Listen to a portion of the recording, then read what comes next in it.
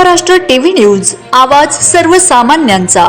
Breaking news. ग्रामकोष समितीच्या ठरावासाठी आर्थिक प्रलोभनांचा आरोप, चौकशीची ग्रामस्थांची मागणी। ओम साईराम प्रायव्हेट लिमिटेडच्या नावाखाली दलालांकडून हालचाली, तहसीलदारांना निवेदन।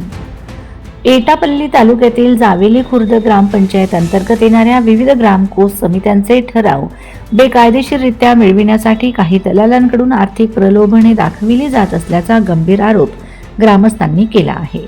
या प्रकरणी सखोल चौकशी करून संबंधितांवर योग्य ती कारवाई करावी, अशी मागणी तहसीलदार एटापल्ली यांच्याकडे निवेदनाद्वारे करण्यात आली आहे।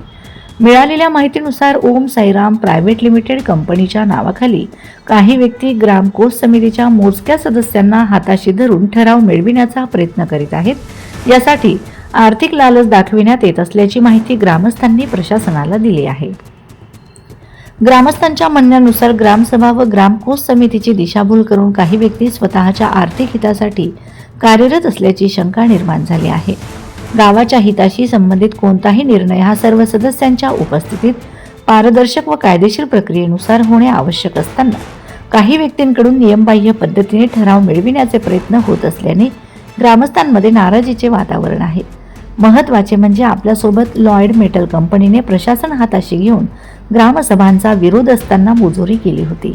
याबाबत जावेली खुर्द ग्रामपंचायत अंतर्गत येणाऱ्या गावातील ग्रामस्थांनी तहसीलदारांकडे निवेदन सादर करून निष्पक्ष चौकशीची मागणी केली आहे। तसेच ग्रामसभा व ग्रामकोष समितीच्या अधिकारांचे संरक्षण करून कोणताही बेकायदेशीर ठराव मंजूर होणार नाही याची दक्षता घेण्याची विनंती प्रशासनाला करण्यात आली आहे।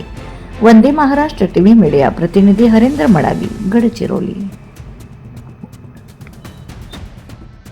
वंदे महाराष्ट्र टीव्ही न्यूज, आवाज सर्वसामान्यांचा।